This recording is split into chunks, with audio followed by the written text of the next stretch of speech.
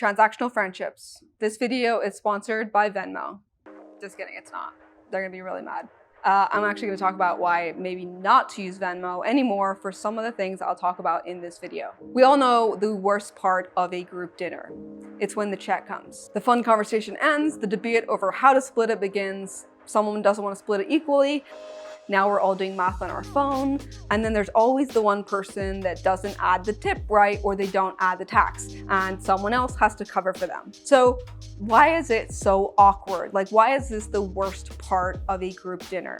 It's because we just jumped from the social norm world to the market norm world. So social norms involve how we are with our friends, with our community. They're warm, they're fuzzy. We don't instantly need to be paid back. Market norms are where finances come in. They are cut and dry. They are money, they are prices, they are costs, benefits. We analyze if this is a good use of our resources.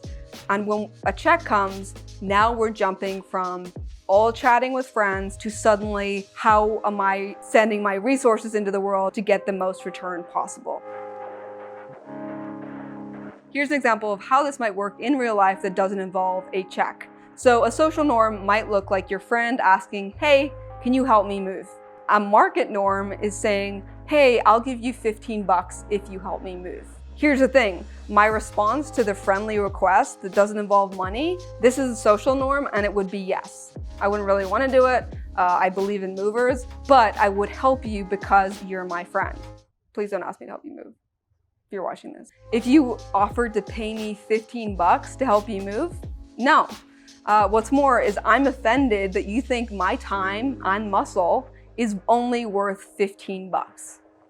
But wait, before you were gonna do it for free, $0. But now you're not gonna do it because the person was gonna pay you 15 bucks? That seems ridiculous, completely irrational. And yes, it is. There's a book called Predictably Irrational, and it talks about this whole idea of social norms versus market norms. Because this whole concept of I'll do it for free, but I won't do it for 15 bucks is because I've brought a market norm into a social situation. Once market norms enter, social norms leave, and they create this irrational human behavior of then equating market norms to something from your friend. That's the reason why we get paid with pizza and beer to help our friends move, because it keeps us in the social norm world. I remember back in the day, which makes me sound old, where there was no Venmo. And so when you bought a drink for someone, the response was, okay, next time it's on me. Instead of now, which is an instant Venmo transfer back. Money was only created to deal with strangers. Back, years ago when there's tribes, you know the people in your community, you know your friends, and money was created to be able to deal with strangers. And so that's why it's like, I can't trust this person, but they're giving me an IOU. With our friends, whenever we buy them a drink, why do we have to instantly be paid back? Because you're gonna see them again.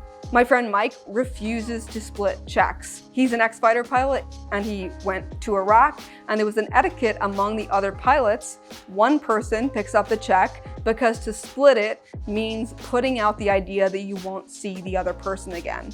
And that's not an idea that you want to promote while you're at war. So why do you have to be equal if you're going to see the person again? When I lived in New York, it was a constant Venmoing of one friend to the other for every single little thing. I buy you a coffee, suddenly I'm Venmoed some money to make up for it. I didn't really ask for that, and I find it kind of weird because sometimes I just want to buy you a drink. You don't have to feel like you have to make it whole right away. Now, since I've moved to Austin, there's much more of a close community vibe, which coincides with much less Venmo transactions because we know we're gonna see the other person again. And to be honest, if one person is always taking instead of giving, they just wouldn't be part of the tribe anymore. But in general, things tend to equal out. So for this video, I want you to take inventory of where in your life and relationships you are keeping tabs instead of defaulting to trust and building a tribe. Now, I'm not saying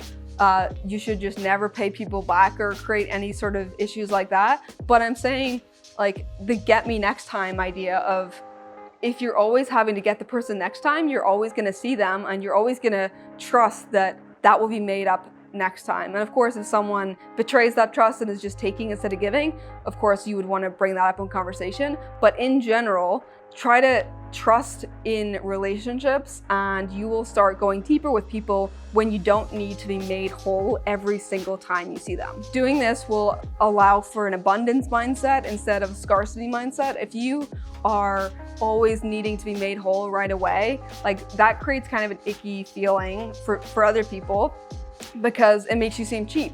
Nobody wants to seem cheap or be cheap.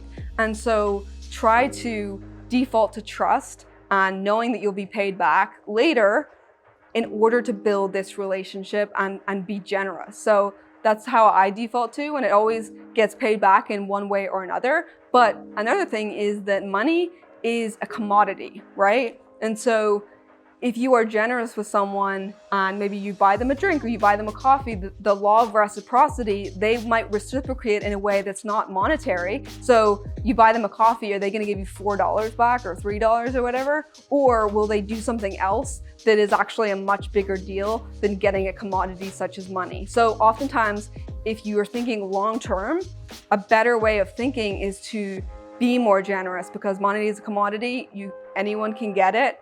And oftentimes it's the cheapest form of capital when you could be building something much bigger.